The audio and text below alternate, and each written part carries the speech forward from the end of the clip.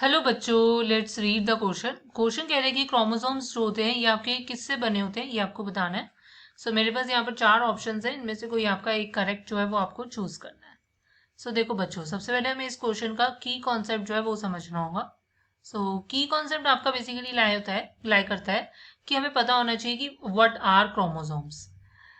होता क्या है कि देखो, हमारे पास क्या होता है कि अगर मैं जनरेशन की बात करती हूँ, एवरी जनरेशन में क्या होता है कि ईच एंड एवरी स्पीशीज जो होती है वो रिजेंबल करती है अपने एंसेस्टर से इन मेनी वेज, राइट। ये कैसे करेक्टरिस्टिक्स ट्रांसमिट होते हैं one from one generation to next, वो हमें समझना है। होता क्या है कि देखो, जो हमारे पास क्या होता है कि हमारे पास जो न्यूक्लियस होता है, हमारे पास जो सेल है उसका जो न्यूक्लियस होता है, हमारे पास एक लिविंग सेल का, वो हमारे पास बेसिकली क्या होता है, रिस्पॉन्सिबल होता है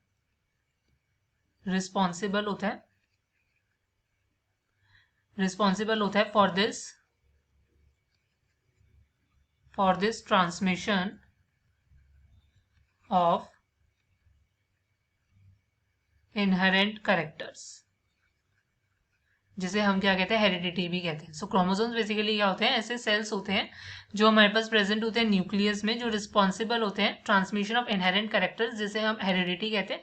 और जो पार्टिकल्स होते हैं basically nucleus of the cell में, जो रिस्पॉन्सिबल होते हैं आपके पास ये इनहेरेंट कैरेक्टर्स, जिसे हम हेरिडिटी कहते हैं, उन्हें हम बेसिकली आपका क्या है, क्रोमोसोम्स कहते हैं। उन्हें हम क्या कहते हैं, आपके क्रोमोसोम्स। समझ में आ रहा है कि मतलब बेसिकली जो पार्टिकल्स न्यूक्लियस में प्रेजेंट है, जो रिस्पॉन्सिबल है फॉर दिस पर्टिकुलर हेरिडिटी, उन्हें हम क्रोमोसोम्स कहते हैं। और अब फर्दर अगर मैं बात करती हूँ इनके मतलब इनके कंपोजिशन की, क्रोमोसोम्स जो होते हैं ये बेसिकली, ये हमारे पास क्या होता है, ये हमारे पास मेडअप ऑफ होते हैं प्रोटीन से, एंड हमारे पास अनदर टाइप ऑफ बायोमोलिक्यूल्स जिन्हें हम क्या कहते हैं, nucleic acids. Proteins and nucleic acid से बेसिकली ये बने हुए होते हैं। The final answer is your option C आपका क्या होगा यहाँ पर करेक्ट होने वाला है। Hope you understand it well. Best of luck. Thank you.